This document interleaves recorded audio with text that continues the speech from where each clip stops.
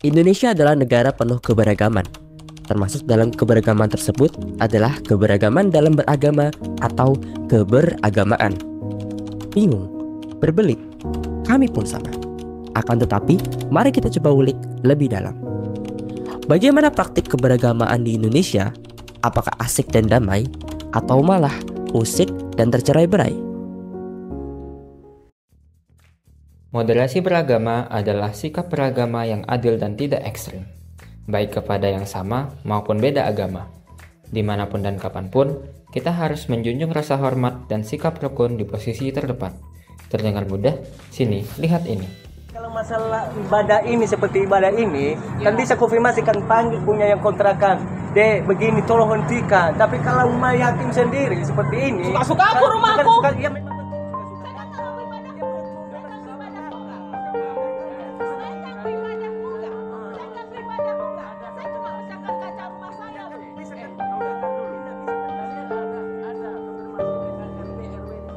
Kalau moderasi beragama itu mudah, kenapa masih ada perilaku seperti tadi?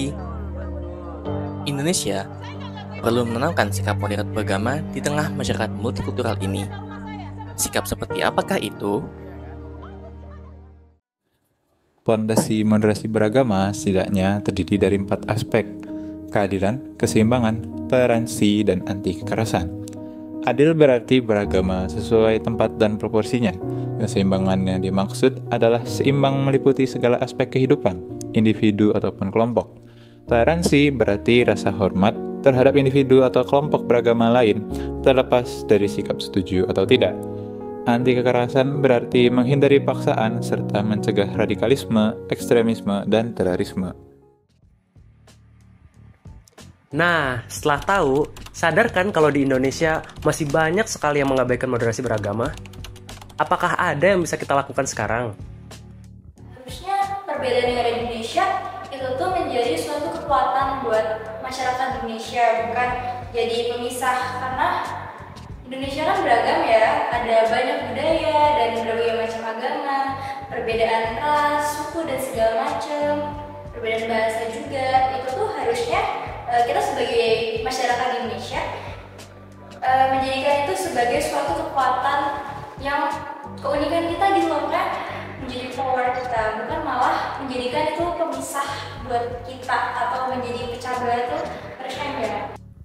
Kita tidak bisa memaksakan kehendak kita ke orang lain, karena kan juga di surat Al-Kafirun kan lakum dinukum waliyadin, agamamu ya agamamu, agamaku. Jadi kalau misal kita tidak bisa memaksakan, yang bisa kita lakukan adalah kita menyesuaikan dengan apa? Menyesuaikan dengan kita menerima segala perbedaan agama yang ada di Indonesia maupun di luar negeri nantinya. Jadi dengan kita bisa menerima, ibaratnya acceptance on yourself, menerima dari diri sendiri, itu insya Allah bisa untuk kita menegakkan toleransi beragama di Indonesia ini.